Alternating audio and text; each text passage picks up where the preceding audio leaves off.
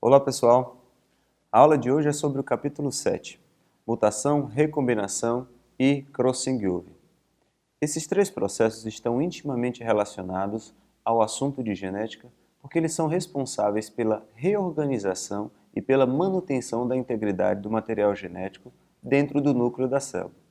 Além disso, através desses processos, eles são quem proporcionam os mecanismos, ou a compreensão dos mecanismos para a reorganização desse material e como esse material pode ser recombinado ou misturado para proporcionar as hibridizações ou as misturas das características genéticas da geração parental para a geração descendente.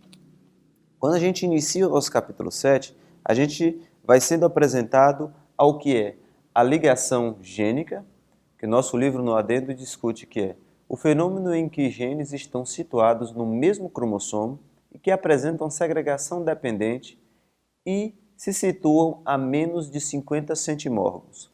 Centimórgãos é a unidade que classifica a distância entre genes ou segmentos gênicos dentro do cromossomo.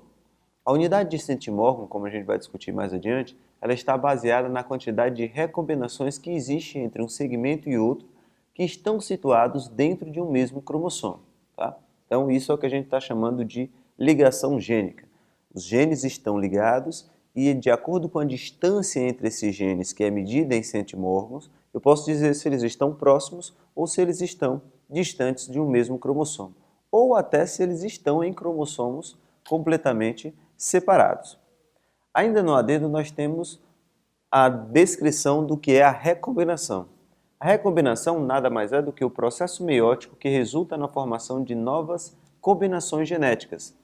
O que a gente estudou lá na meiose 1, mais especificamente na prófase 1, no seu paquíteno, o processo que nós chamamos de recombinação ou crossing over, são ambos a mesma coisa.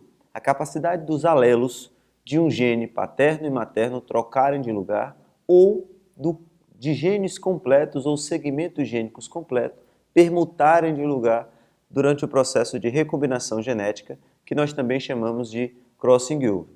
A recombinação gênica ou crossing over, ele possibilita a mistura das características genéticas e, por isso, possibilita a hibridização dos indivíduos e a geração F1 ou até da geração F2. Toda vez que um organismo vai passar pelo processo meiótico, ele tende a misturar todas as suas características em conjuntos de cromossomos reduzidos para que essas características misturadas possam ser passadas à prole. O processo de recombinação ele pode ser curto, parcial ou total. Ele é exclusivamente aleatório. Não existe um mecanismo que determine a precisão do processo de recombinação. Ele é aleatório. Então ele pode ocorrer em determinado segmento gênico, como também não pode ocorrer. Ele pode ocorrer em todos os segmentos ao mesmo tempo, ou pode ocorrer em apenas uma pequena parte ou numa parte intermediária desses segmentos. As ligações gênicas e as recombinações, elas nos ajudam a prever a posição ou a localização de alguns genes dentro do genoma. Além disso, ela também nos ajuda a prever a situação de alguns genes em relação a outros genes. Através de ligações gênicas e através de estudos de recombinação, nós conseguimos prever se um gene está próximo ou se está muito distante de outro gene, se eles estão no mesmo cromossomo ou se eles estão em cromossomos diferentes. A partir desses processos, a gente consegue determinar as frequências de migração.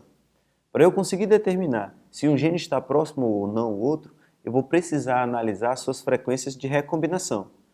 A lógica é a seguinte: quanto menor a recombinação entre dois genes, ou seja, quanto menor a diferença entre esses dois genes durante o processo de recombinação, ou quanto menor a variação entre esses dois tipos de genes durante os processos de recombinação, menor vai ser a distância entre esses genes. A lógica é que, quanto mais próximos os genes estão dentro de um cromossomo, dificilmente eles tendem a se recombinar. Ou seja, se eu tenho um alelo de um gene num cromossomo e outro alelo de outro gene no mesmo cromossomo, dificilmente eu vou conseguir perceber esses genes com caracterizações ou com alelos diferentes de forma combinada. Por quê? Porque quanto mais próximos eles são, dificilmente, o mais difícil vai ser o processo de recombinação entre esses genes. Quanto mais distante os genes estão num segmento cromossômico, mais fácil vai ser o potencial de recombinação deles. Então é mais fácil encontrar um alelo diferente do alelo que a gente comumente encontrava na primeira sequência de gene ou na primeira organização de genes percebida. Para perceber o posicionamento dos genes, é comum a gente fazer um processo chamado de cruzamento-teste. No nosso livro, nós temos um adendo para cruzamento-teste. Cruzamento-teste é um cruzamento entre indivíduos geneticamente desconhecidos com um testador recessivo para determinar se o indivíduo em questão é heterozigoto ou homozigoto para um determinado alelo. Também é usado como um teste de ligação. Ou seja, eu vou pegar genótipos, indivíduos genotipicamente diferentes, vou promover um cruzamento-teste entre eles. De acordo com o resultado da sua geração F1 e posteriormente com o retrocruzamento na geração F2, eu vou conseguir determinar a frequência de observação das características gênicas diferentes. Quanto mais um conjunto de características alélicas aparecer sempre juntas, isso vai me responder que aqueles genes estão situados muito próximos. Quanto mais variável for a característica de um gene em relação a de outro, isso vai sugerir que a distância entre esses dois genes num cromossomo é muito grande. Suponhamos que a característica cor está muito próxima, que o gene da cor está muito próximo do gene da textura. Vamos supor que a cor amarela, nós temos um indivíduo com cor amarela e outro indivíduo com textura rugosa. Então, como esses genes a gente supõe que eles estão muito próximos, obviamente, quando eu fizer o cruzamento-teste com outro indivíduo que vai ser de cor verde e de textura lisa, eu sempre vou encontrar com maior frequência indivíduos que tenham as características amarelo e textura rugosa. E também sempre vou encontrar a maior frequência de indivíduos que vão ter a cor verde e a textura lisa. Raramente eu vou encontrar indivíduos que vão ser verde, que vão ser amarelo liso ou que vão ser verdes rugosos. Por quê? Quanto mais próximos os genes estão, maior a probabilidade deles sempre apresentarem as mesmas características juntos. Menor a probabilidade deles recombinarem suas características. Tá? Então, a partir dos cruzamentos testes, a gente consegue prever se os genes estão muito próximos ou se eles estão muito distantes. Quanto maior a frequência de recombinação, maior a distância. Quanto menor a frequência de recombinação entre as características genéticas distintas, menor a distância dentro do genoma. E a unidade que a gente mede essa distância é uma unidade chamada de centimórgãos. O metro não é medido em centímetros? Para cada metro eu tenho 100 centímetros. Então, para cada unidade de distância dentro do genoma, eu tenho a unidade de centimórgãos. A unidade de centimórgãos ela é proveniente da quantidade de possíveis recombinações. Quanto mais recombinações nós temos, maiores serão os valores de centimórgão. Geralmente a gente considera uma grande distância toda aquela distância que está acima de 50 centimórgãos. Geralmente a gente considera uma pequena distância, os genes próximos, todos aqueles genes que estão no intervalo que se situam numa distância menor do que a distância de 50 centimórgãos. Como exemplos de cruzamento-teste, nós temos a figura 7.1 e a figura 7.2 na nossa apostila. Vocês estão vendo aí agora. Na figura 7.1, nós mostramos uma flor da ervilha, com duas características. A coloração da flor e o tamanho e a forma o tamanho ou forma do grão de pólen. Tá? Então nós temos flores vermelhas com grãos de pólen longos que são cruzados com flores brancas com grãos de pólen curto. Tá? A geração F1, que é o produto dessa hibridização, nós temos todos os descendentes com flores vermelhas e grãos de pólen longos. Isso nos sugere que as características dominantes são flores vermelhas e grãos de pólen longo. Lembre-se lá dos cruzamentos que a gente aprendeu lá no capítulo do mendelismo. quando a gente percebeu que as características que primeiro se manifestam na geração F1 são as características que nós conhecemos como características dominantes. Quando a gente faz o retrocruzamento da geração F1, que provavelmente são todos os indivíduos heterozigotos, a gente consegue perceber o aparecimento das outras características, ou da mistura dessas características, ainda na figura 7.1. Na geração F2, nós temos os representantes da geração parental, que são aqueles que têm flores vermelhas e grãos de pólen longo. A gente percebe que 583 indivíduos apresentaram esse fenótipo, consequentemente esse genótipo. E a outra geração parental foi 170 indivíduos com flores brancas e grãos de pólen curto. Se a gente observar no início aí do cruzamento, essa é a nossa geração parental, a geração que inicialmente foi cruzada. Os intermediários são aquelas que apresentam a recombinação das características. Nós temos 26 indivíduos com flores vermelhas e grãos de pólen curtos e 24 indivíduos com flores brancas e grãos de pólen longos. Então, são os tipos intermediários.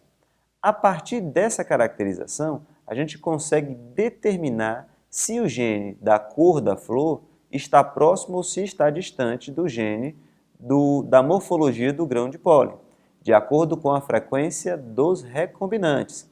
Então, lembrem-se que toda vez que a frequência dos recombinantes for superior a 50%, isso quer dizer que os genes da cor da flor e os genes da morfologia do grão de pólen eles estariam geneticamente distantes. No mapa genético ou no cromossomo, eles estariam fisicamente distantes.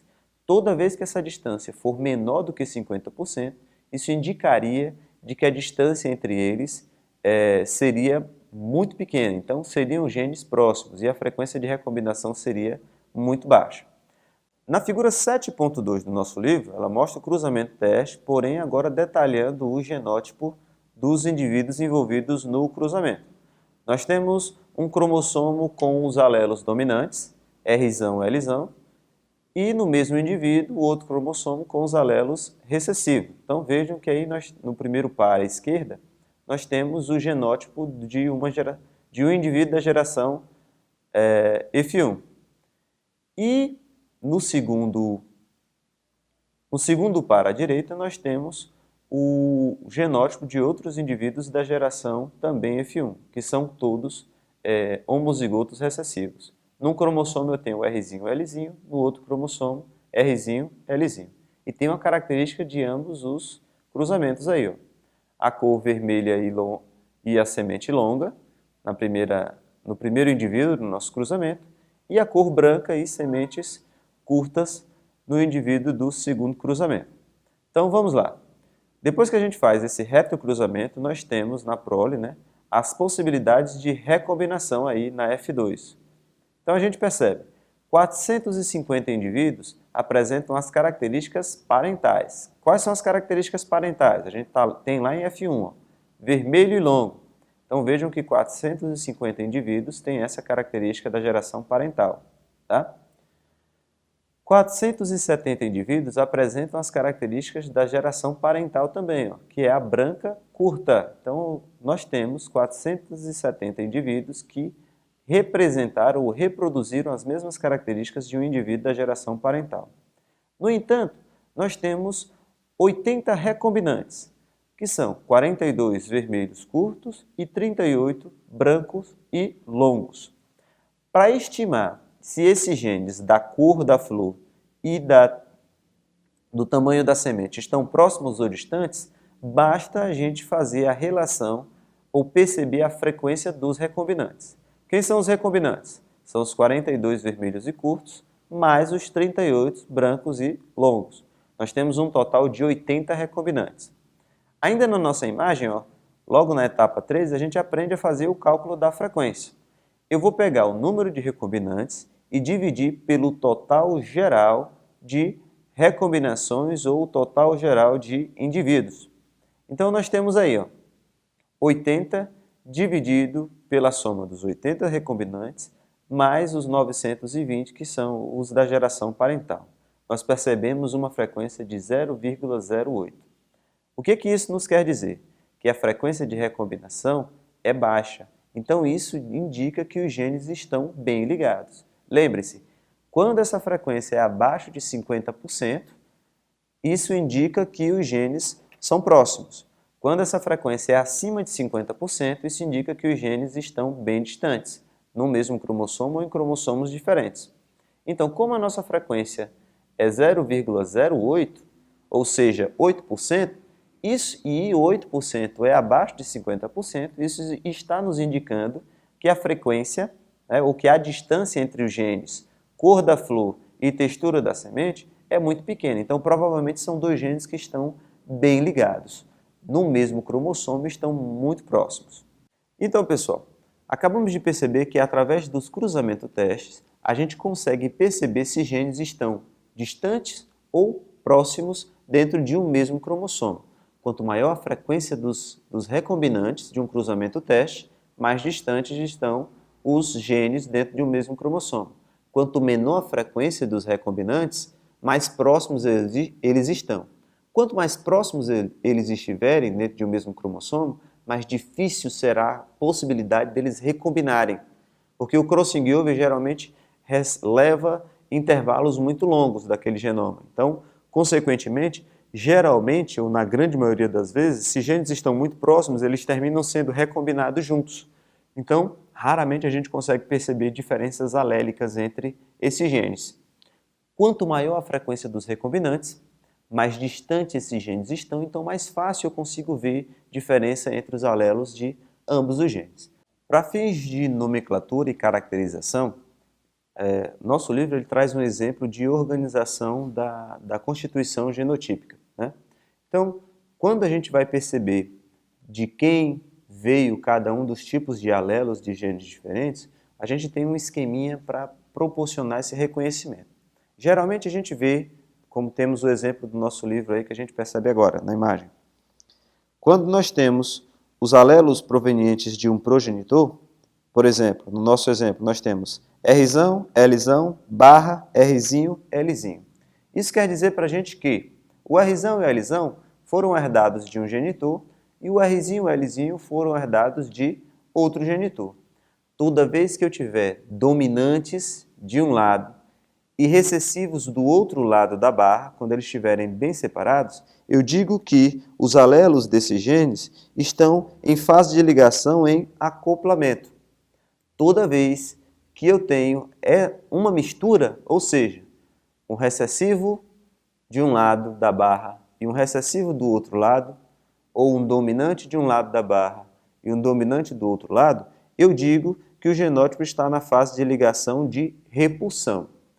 Ou seja, trocando em miúdos, quando eu tenho uma heterozigose de um lado da barra, quando o indivíduo ou um progenitor ele envia um alelo dominante e um recessivo, ele está em fase de repulsão.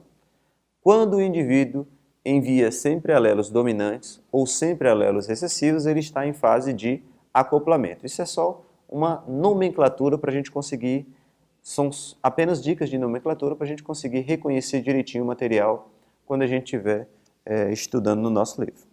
Exemplos de acoplamento e repulsão a gente tem aí na figura 7.3 do nosso livro, que vocês estão vendo agora. O mesmo progenitor ele manda num cromossomo só os alelos dominantes e no outro cromossomo os alelos recessivos. Lembre-se, nós somos produtos de uma recombinação, então nós temos cromossomos paternos e maternos. Então vejam que num cromossomo, seja ele paterno ou materno, eu tenho todos os alelos dominantes. No outro cromossomo, paterno ou materno, todos os alelos recessivos. Quando isso acontece, eu estou em fase de acoplamento. Quando eu tenho a fase de repulsão, é quando um alelo dominante e um recessivo estão presentes no mesmo cromossomo, como a gente vê aí na imagem da figura 7.3. Crossing over e a recombinação.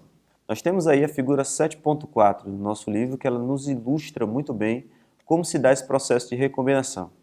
Então, olhem aí a figura.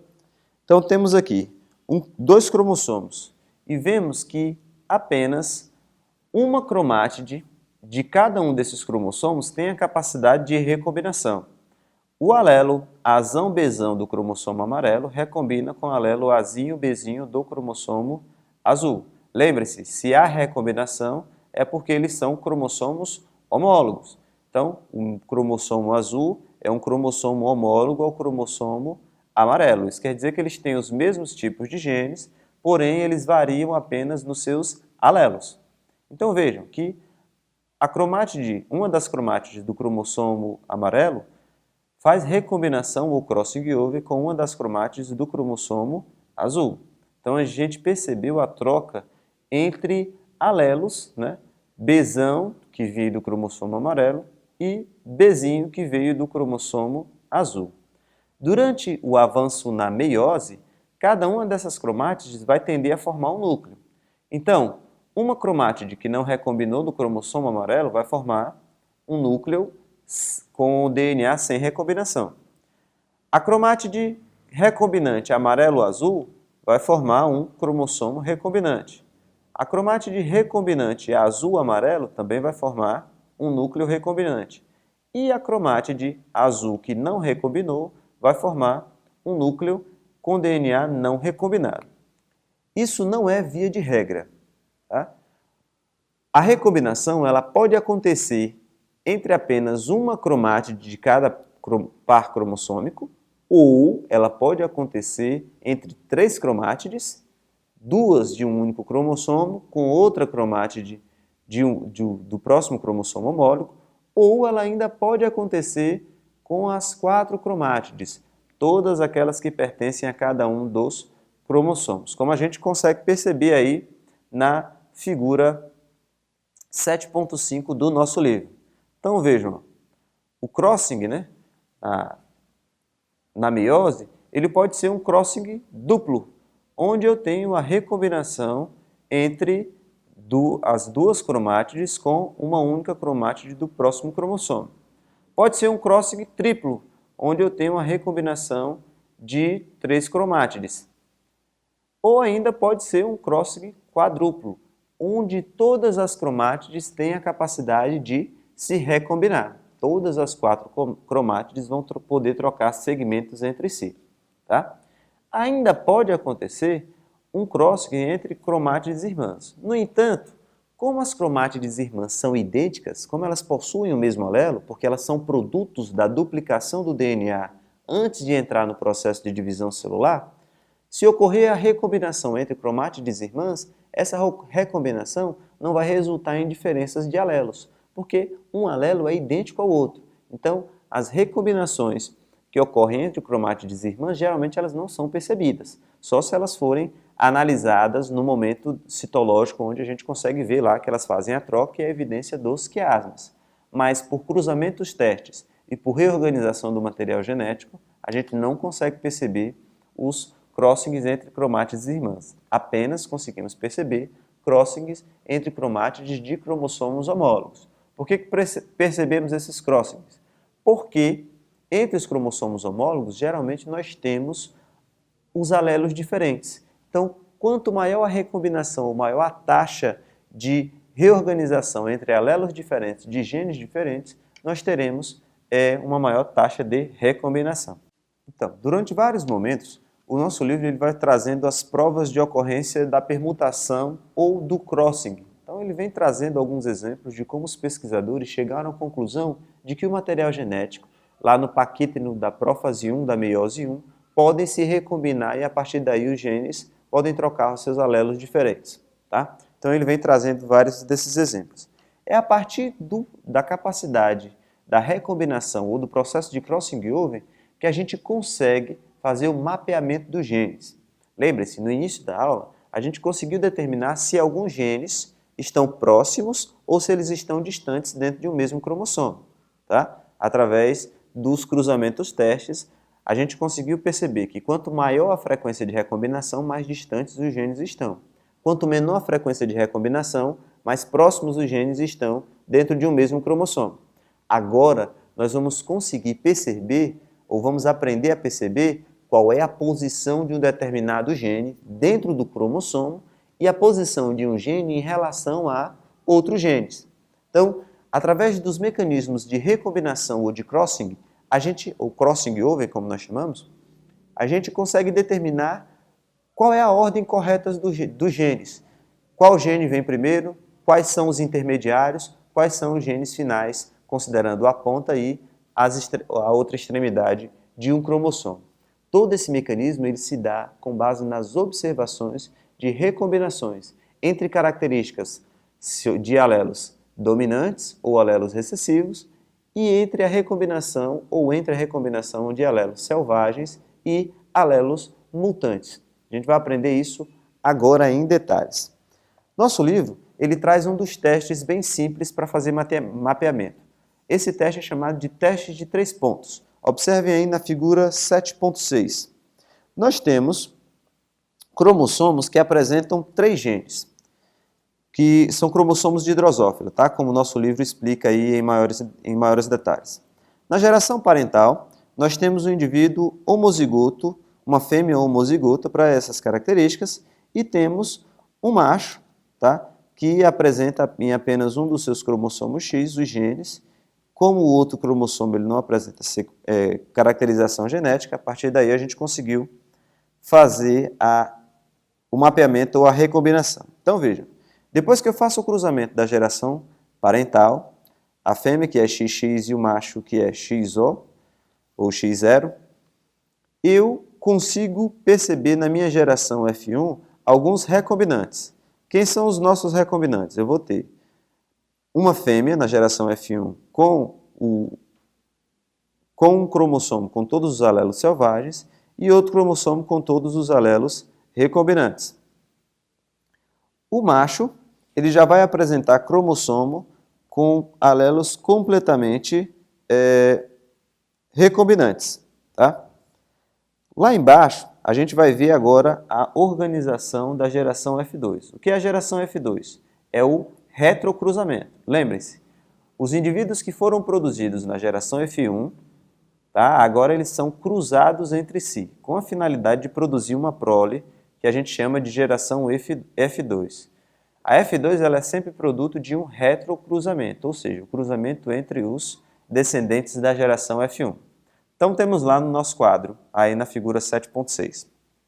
Na primeira coluna, as classes, que vai de 1 a 8, o fenótipo, que é determinado por cada um dos genes, e o genótipo dos cromossomos X matematicamente herdados. Tá? Então a gente vai vendo aí, nessa seção, que a gente pode ter as recombinações dos genes SC, EC e CV. Então a gente vai ver em vários momentos que o gene SC, EC e CV, eles podem ser recombinantes entre a forma alélica mutante e a forma alélica selvagem. Então vejam, os números de observações aí na última coluna. Percebam que na classe 1 e 2 nós temos os fenótipos selvagens. Então olhem lá, eu considero o fenótipo selvagem. Os fenótipos que eu estou considerando aí no meu cruzamento são os que são da geração F1. Tá? Então é só a gente conferir aí os nossos retrocruzamentos. Então, na classe 1 e na classe 2 eu tenho uma maior ocorrência de indivíduos. A frequência desses indivíduos foi muito maior. Por quê? Porque eles apresentam as características da geração parental. Nas classes 3 e 4, 5 e 6, eu tenho as classes recombinantes. Tá? E também nas classes 7 e 8, eu tenho outras classes recombinantes, porém, pelo número de observação, a gente consegue perceber que essas recombinações foram muito raras. Vejam que tivemos apenas uma mosca que teve a recombinação da classe 7 e apenas uma mosca que teve a recombinação da classe 8. O que é que isso nos sugere? Se a gente for fazer um cálculo de observação de frequências aqui, nós conseguimos perceber que a frequência de recombinação desses 3 genes, né, nas condições de classe 7 e classe 8, são recombinações muito raras. E a gente aprendeu no início da aula que recombinações muito raras, elas são produtos de proximidade gênica. Então isso quer dizer que esses genes, com essas configurações, tanto da classe 7 quanto da classe 8, os alelos desses genes, tanto da classe 7 quanto da classe 8, eles têm um processo de recombinação raro. Isso quer dizer que esses genes estão muito próximos. Então, Quando a gente analisa os recombinantes, que são todos aqueles presentes entre a classe 3 e a classe 8, a gente consegue perceber claramente que há um forte potencial de recombinação. Vamos olhar para a classe 3, 4, 5 e 6. A gente consegue perceber que o gene SC ele facilmente recombina com o gene CV. Nós temos os 3 genes aí numa determinada ordem, SC, EC e CV. Então percebam que de 3 até 6, SC ele sempre vai apresentar numa característica invertida em relação, ou uma característica alterada em relação à característica CV. Vejam que lá na classe 3, enquanto o SC é do tipo mutante, CV é do tipo selvagem. Na classe 4, SC vai ser agora selvagem e CV vai ser alelo mutante. Na classe 5, SC novamente volta a ser mutante e CV volta a ser agora selvagem. Classe 6, SC selvagem e CV mutante. Então percebam que toda vez que eu tenho essas diferenças de alelos, isso me indica que esses indivíduos estão conseguindo se recombinar.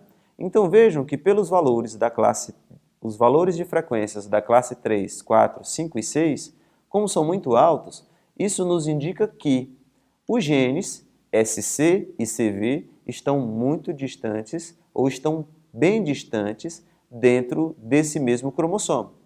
Porque a taxa de recombinação deles, ou a frequência de recombinação entre eles, é muito grande. Então, sempre que eu encontro o SC numa forma alélica, SV vai se apresentar em outra forma alélica diferenciada. Quando a gente observa as classes 7 e 8, a gente percebe agora que SC e CV apresentam as mesmas formas alélicas, ou as mesmas formas mutantes. Tá? Então, indicando que a possibilidade de eles não recombinarem são muito pequenas. Então vejam que quando o SC está na mesma forma alélica mutada, semelhante à forma alélica CV, essa frequência de ocorrência é muito baixa. Então, o que isso nos indica? Indica que os genes SC e os genes CV, eles estão muito distantes dentro de um mesmo cromossomo. Porque toda vez que eu observo o SC numa forma alélica, CV vai apresentar outra forma alélica bem diferente. No entanto, a gente também consegue perceber nas classes de 3 a 6 que o gene SC ele geralmente vai apresentar características que ora se combinam com o gene CV e ora se combinam com o gene SC. Então a gente consegue perceber aí, na classe 3 que o gene EC está combinado com o gene CV. Na classe 4, EC novamente combinado com CV. Na classe 5, SC agora está combinado com EC. E na classe 6, SC também novamente combinado com EC. O que isso nos sugere? Isso nos sugere que, provavelmente, o gene EC está próximo do gene SC e que também o gene EC está próximo do gene CV, porque as frequências de observações tanto da classe 3 e 4 quanto da classe 5 e 6 são bem elevadas. Provavelmente os genes EC e SC e o gene EC e CV estão muito próximos, porque a frequência de observação na classe 3 e 4 e a frequência de observação na classe 5 e 6 são frequências reduzidas. E isso nos indica que o gene EC está tanto próximo do gene SC quanto ele está próximo do gene CV. Então, se a gente já chegou à conclusão de que o gene SC está bem distante do gene CV e que o gene EC está próximo tanto de SC quanto de CV, obviamente, EC está numa posição intermediária. Tá? Então, pelos cálculos de cruzamento-teste ou observação das frequências em cruzamento-teste, a gente conseguiu determinar quais são os genes próximos. Agora, pela recombinação, nós conseguimos determinar qual vai ser a ordem desses genes. Como é que a gente vai poder caracterizar essas ordens? A gente vai caracterizar essa ordem de acordo com a frequência de observação de cada conjunto de genes em particular. Na classe 3 e 4, eu consigo observar que EC sempre apresenta uma recombinação semelhante à do gene CV, e eu tenho a frequência de ambos os cruzamentos. Na classe 5 e 6, eu consigo perceber que SC sempre tem uma forma alélica semelhante, ou sempre apresenta uma forma alélica semelhante à forma alélica de EC. Então, essas duas características nos sugerem que o gene EC está próximo tanto de SC quanto está próximo de CV. Então, no nosso livro, nós temos essa imagem aí que vocês estão vendo agora, as três possíveis ordens. A primeira seria SC, EC, CV. Segunda, EC, SC, CV. E a terceira, EC, CV e SC. De acordo com as distâncias, de acordo com as frequências de recombinação, a gente conseguiu determinar quem é próximo de quem.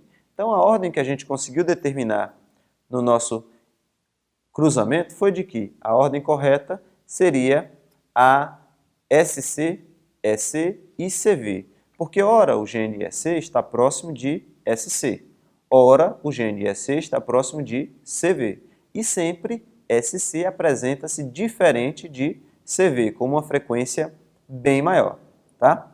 Então, provavelmente, a ordem correta desses genes, ou a sequência correta dos genes no nosso cruzamento, seria a possibilidade número 1 aí da nossa imagem.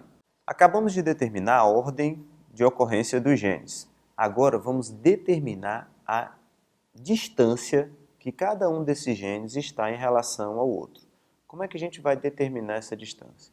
Essa distância ela é determinada pela frequência de ocorrências de recombinação entre esses genes. Nós determinamos que a ordem seria SC, EC, CV, como a gente está vendo na nossa imagem agora aí. Agora vamos tentar perceber em quantos centimórgãos ou quantas unidades de centimórgão o gene SC está distante do gene EC. E qual é a distância em centimórgãos do gene EC para o gene CV? Então, a gente vai estudar cada um dos casos separadamente. Quais são os primeiros genes que nós vamos trabalhar? Vai ser o gene SC e o gene EC. Vamos perceber qual é a distância no mapa genético entre esses dois genes. Para poder possibilitar ou calcular essa distância, eu preciso ter a frequência da recombinação entre esses dois genes. Então, a gente vai observar lá nas classes, na nossa tabelinha, nós vamos observar, olha aí na nossa tabela, nós vamos observar a classe 3 e 4, que é onde eu tenho o gene EC sempre recombinado com o gene SC, e na classe 7 e 8, que é onde também eu tenho o gene SC recombinado com o gene EC. Eu vou pegar os valores ou as frequências de ocorrência de cada um deles. Na classe 3, a frequência ou o número de ocorrências é 163. Na classe 4, a frequência ou o número de ocorrências 130. Na classe 7, uma ocorrência. Na classe 8, uma ocorrência. Eu vou somar todos esses valores e vou dividir pelo número total de ocorrências durante a minha recombinação. Depois que eu somar e tiver esse valor de frequência, eu obtive o valor, como vocês estão vendo agora aí, de 0,091. Então, 163 mais 130 mais 1 de cada uma das classes equivale a 295, dividido pelo total de ocorrências, que foi de 3.248, a gente chegou ao valor de 0,091. Como a nossa unidade é em centimórgãos, eu faço a multiplicação desse valor por 100. Eu vou obter o valor final de 9,1 centimórgãos. Isso quer dizer o que para a gente? Que o gene SC e o gene EC estão numa distância de 9,1 centimórgãos de unidade de mapa. Ou seja, que existe 9,1 possibilidade de recombinação ou de crossing overs, tá, entre um gene e o outro. Se eu observar essa frequência em relação às taxas de recombinação, eu percebo que os potenciais de recombinação entre essas taxas são bem reduzidos, tá? Porque são genes muito próximos. Agora, nós vamos perceber a distância entre o gene EC e o gene CV, como a gente está observando aí na nossa imagem agora. Da mesma forma, nós vamos procurar as classes onde a gente tem a ocorrência das recombinações. Quais são essas classes? A classe 5 e 6 é onde eu tenho o gene EC sempre recombinado com o gene CV, e a classe 7 e 8 eu também tenho o gene EC sempre recombinado com o gene CV. Eu vou pegar a frequência de cada uma dessas classes, somar, dividir pelo número total e vou ter a frequência final das minhas observações. Qual foi a frequência final das observações? Foi de 0,105. Como esse valor é transformado para centimorgons, eu faço a multiplicação por 100. Então eu vou ter 10,5 centimorgons, que é o valor da distância entre o gene EC e o gene CV. Então a gente inicialmente determinou a distância entre o gene SC e o gene EC. Agora nós acabamos de determinar a distância entre o gene EC e o gene CV. Inicialmente, pelo cruzamento teste, a gente conseguiu determinar a ordem. Agora, pelo cálculo das frequências, a gente conseguiu determinar a distância entre cada um desses genes. Então, como vocês veem agora, ó, o gene SC está a 9,1 centimorgons do gene EC. E o gene EC está a 105 centimorgons do gene CV. Para eu descobrir a distância entre os genes extremos, que são o gene SC e o gene CV, basta eu somar as frequências que eu tenho, ou as distâncias que eu tenho entre os dois genes, 9,1 mais 10,5. A distância entre esses genes extremos seria de 19,6 centimorgons. Tá? Então, é super simples da gente fazer a estimação da ordem por cruzamento teste, a ordem dos genes de um determinado cromossomo por cruzamento teste, e a distância entre esses genes por frequências de recombinação, também produzidas a partir de retocruzamentos. Se eu quero saber a distância, eu vou para as frequências de recombinação. Se eu quero saber a ordem, eu vou para as frequências de cruzamento teste. Tá? Então é super simples, não tem bicho de 7 cabeças nenhum. Acabamos de determinar a ordem de ocorrência dos genes dentro de um mesmo cromossomo e a distância entre esses genes. Agora a gente também consegue determinar se em algum momento um gene pode interferir na recombinação de outro gene. Obviamente, quanto mais próximos os genes são, maior vai ser a interferência entre esses genes. Então no final do nosso capítulo aqui, o nosso livro apresenta os cálculos de interferência e coeficiente de coincidência. O que é isso? É um valor numérico, ou são valores numéricos, que vão determinar quantos genes estão mais próximos ou distantes um do outro, e quanto mais próximos, isso quer dizer que se um recombinar, ele consequentemente vai interferir no outro. Se um gene está muito próximo do outro, quando ele recombina, muito provavelmente ele também leva o outro durante a recombinação. Porque a recombinação ela não acontece por genes específicos, ela acontece por regiões do genoma. Então, na região do genoma que leva um gene, muito provavelmente ela leva outro gene que está bem próximo. Tá? Quanto mais distante esses genes, quando um acontece a recombinação, dificilmente o outro vai ser recombinado. Então, nós temos aí umas continhas no final do nosso capítulo que elas tentam ajudar a prever qual é a possibilidade, qual é a possibilidade de interferência e o coeficiente de coincidência.